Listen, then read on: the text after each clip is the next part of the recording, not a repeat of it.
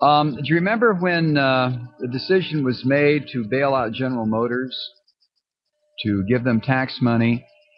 And a lot of people just went kind of berserk uh, about the government doing that. As a matter of fact, they called it government motors. I think in a cynical mood, I said, hey, look, capitalism says if you can't make it, fail. I didn't mean it should fail. I just meant that's what capitalism dictates. You know, if you don't have bootstraps for 50, 60,000 employees, screw you. Go out of business. Let everybody go on welfare. What? There's no more welfare? Let them starve. What? There's nobody to pick up the dead bodies out of the street? Oh, well, it must be Detroit. So, in the New York Times business section today, General Motors, which nearly collapsed from the weight of its debts 2 years ago before reorganizing in a government-sponsored bankruptcy, said on Thursday that it earned $4.7 billion in 2010, the most in more than a decade.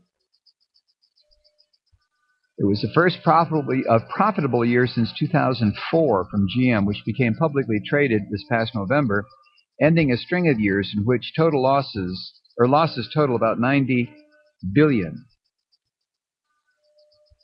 The improvement was a result of eliminating debt during and after bankruptcy and years of effort at reducing factory output, cutting labor costs, and developing more enticing cars and trucks. Okay?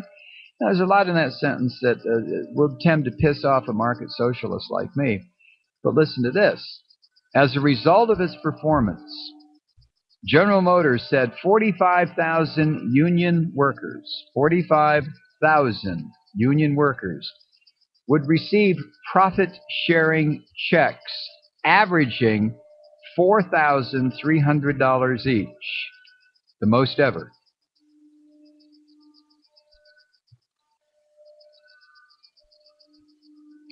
This is why the right-wingers hated the bailout of General Motors. They hated it because there was always a chance it would work. And if it worked, whether you and I agree with the whole idea from a political standpoint right now is kind of immaterial. It really is. But General Motors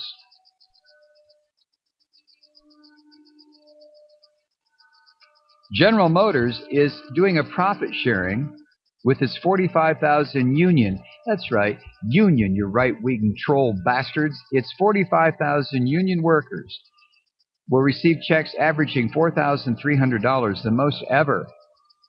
Now, okay, the cynics in the audience can immediately send me an email and say, well, Mike, how much did the workers lose?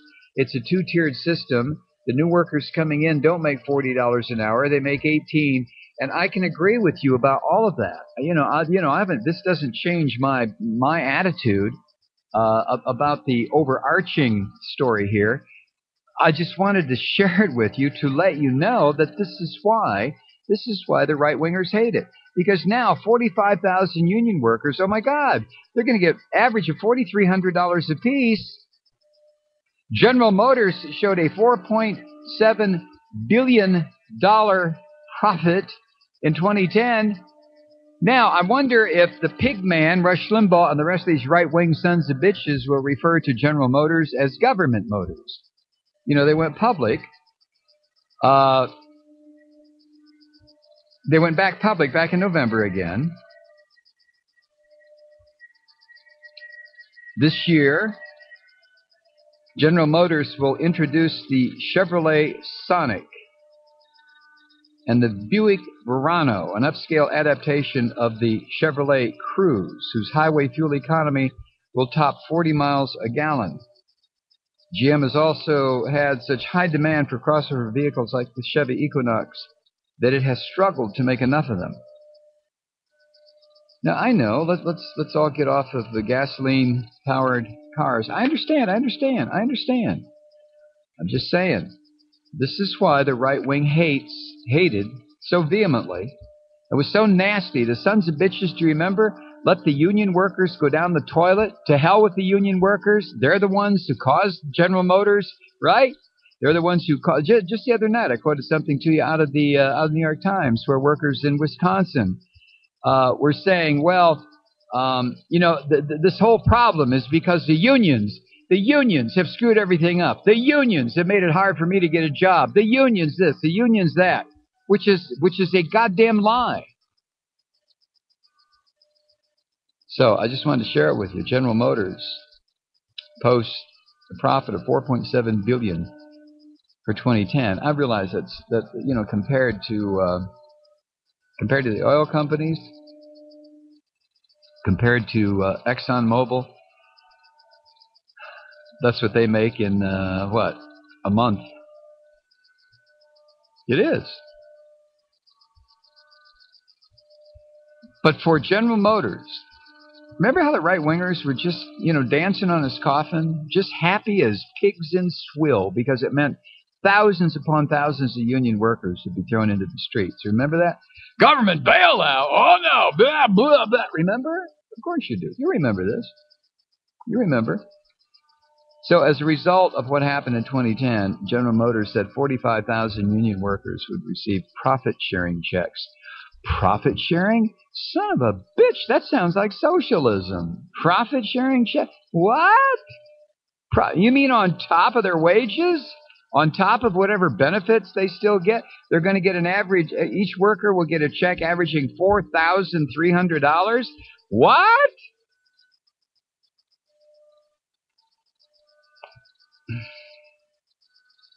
Just wanted to pass that on.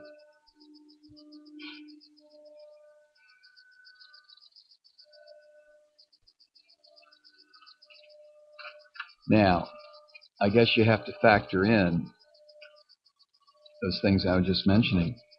The two-tiered wage plan now, didn't the United Auto Workers agree that new people going into the factories to produce cars and trucks would not be paid what the old workers were paid, and that through layoffs or just attrition, that eventually all the workers would be making $20 an hour instead of 40.